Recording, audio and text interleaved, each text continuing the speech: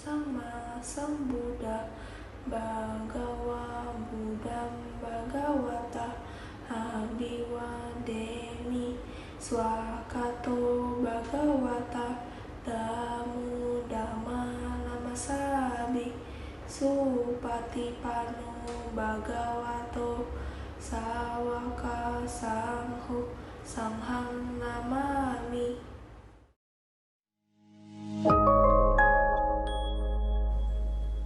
Bersatu seperti pohon-pohon di hutan, dan seterusnya. Kisah ini diceritakan oleh sang guru ketika berada di Jetavana,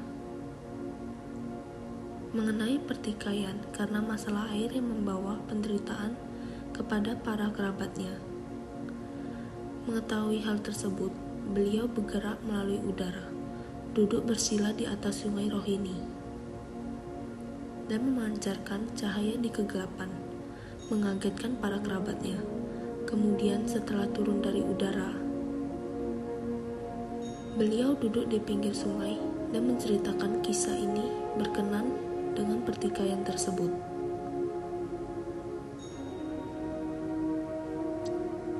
Dalam kesempatan ini, sang guru berkata kepada para kerabatnya, "Sepantasnya, Maharaja, para kerabat tinggal bersama dalam kerukunan dan kesatuan. Karena bila para kerabat bersatu, musuh tidak akan mendapat kesempatan. Jangankan manusia, bahkan pohon-pohon yang tidak berindra harus bersatu pada kehidupan lampau.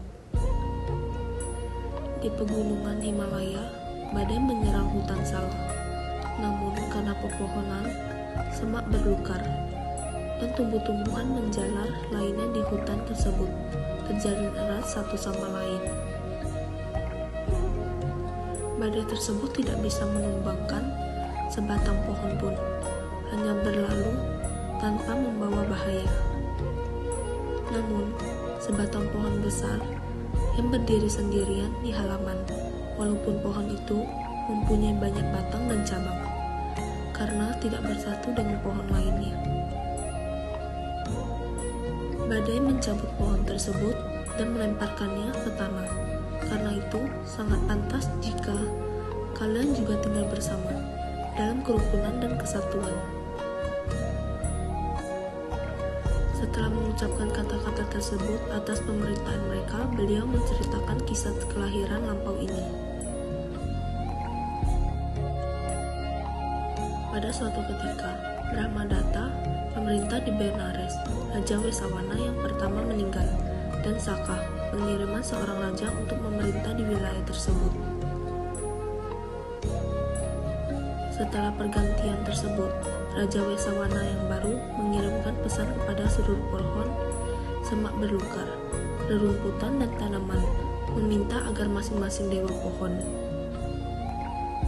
memilih pohon yang saling mereka sukai untuk ditempati.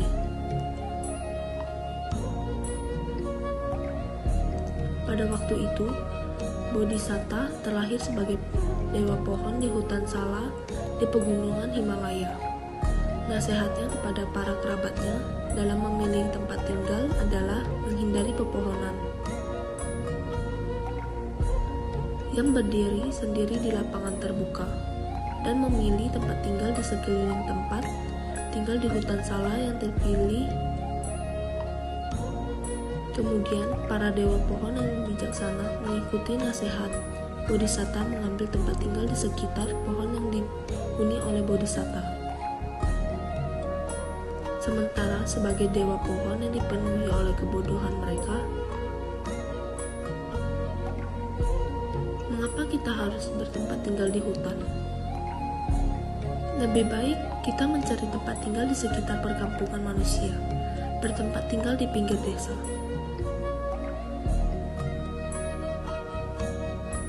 Kota kecil maupun kota besar, karena para dewa pohon yang tinggal di tempat-tempat demikian menerima persembahan yang paling berharga dan mendapat pemujaan yang paling mulia, maka mereka pergi ke perkampungan manusia. dan bertempat tinggal di pohon-pohon besar yang tumbuh di lapangan terbuka. Suatu hari, muncul sebuah badai besar yang menyapu negeri tersebut. Tidak ada gunanya bagi pohon-pohon yang tumbuh menyendiri, walaupun telah bertahun-tahun lamanya. Akar mereka tercantap sangat dalam di tanah, dan mereka merupakan pohon-pohon besar. Cabang-cabang mereka patah, batang-batang mereka juga patah, dan pohon-pohon itu sendiri tercabut dan terlempar ke tanah oleh badai tersebut.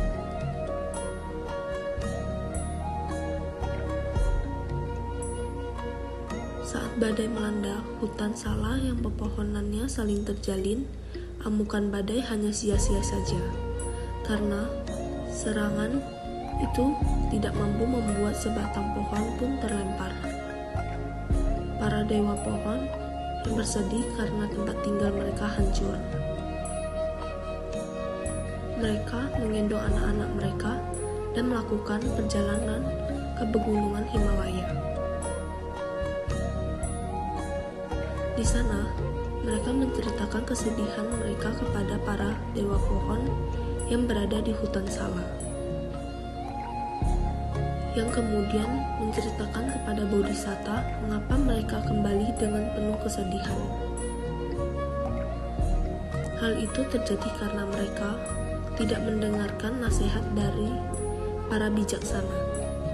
Akibatnya, mereka mengalami hal seperti ini, kata Bodhisatta. 1. Seperti pohon-pohon di hutan, seharusnya dipertahankan para kerabat, karena badai merobohkan pohon yang berdiri sendiri. Ia meninggal dunia dan terlahir kembali di alam yang sesuai dengan perbuatannya. Demikianlah yang diucapkan oleh Bodhisatta ketika usianya telah habis. Ia meninggal dunia dan terlahir kembali di alam yang sesuai dengan perbuatannya.